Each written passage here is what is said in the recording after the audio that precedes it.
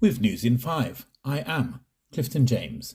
In Trinidad, police have seized $56 million in marijuana in a remote, forested location off South Central Road, Cap de Ville, Point 14 on December the 11th. Commissioner of Police Alistair Guevara commented the dedication and professionalism of his officers and partner agencies as 23 bales of the illegal drug were confiscated in the operation. Guevara said the significance of major seizures such as this is measured not only in monetary value but in the lives protected from the scourge of illegal narcotics. While drug trafficking networks seek to profit from the suffering of others, the police service will continue to apply maximum effort in the fight against crime and disrupt these criminal enterprises where it impacts them most by dismantling their operations and depriving them of illicit profits.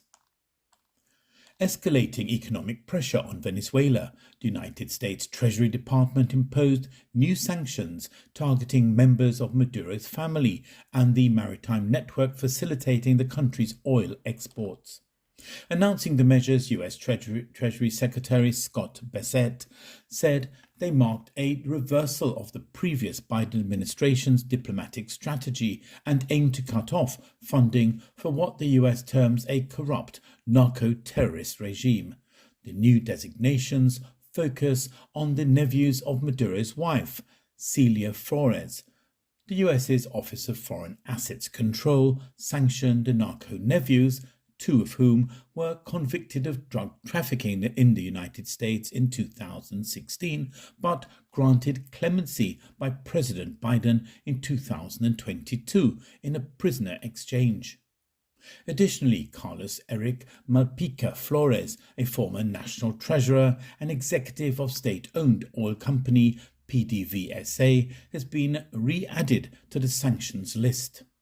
The US authorities also named Panamanian businessman Ramon Carreto Napolitano and 6 other shipping companies accused of using deceptive practices to transport oil to Asian markets covertly.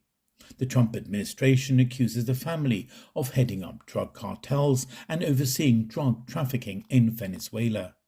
Maduro continues to deny democratic values in the country and refuses to recognize the will of the Venezuelan people, and thus it is in the foreign policy interest of the United States to continue to apply pressure to those tied to the Maduro regime, the US Treasury said in a statement.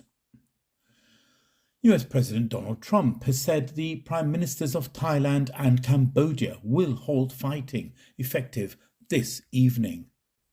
Trump made the announcement after telephone conversations with the two leaders following deadly border clashes in recent days which have left at least 20 people dead and 500,000 displaced.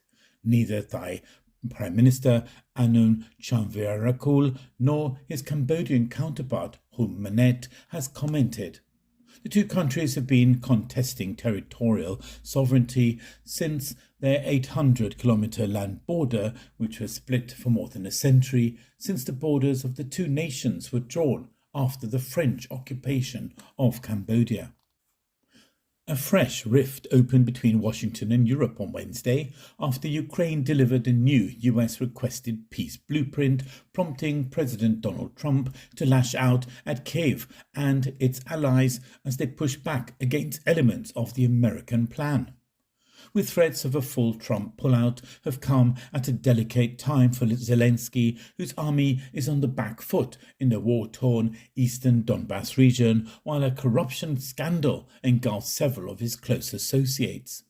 The Ukrainian leader, who Trump accused of not reading the plan, said on Tuesday the plan had been broken down into 3 documents, a framework 20-point agreement and 2 separate papers, one on security guarantees and another on Ukraine's post-war recovery. You're up to date with News in 5. I am Clifton James.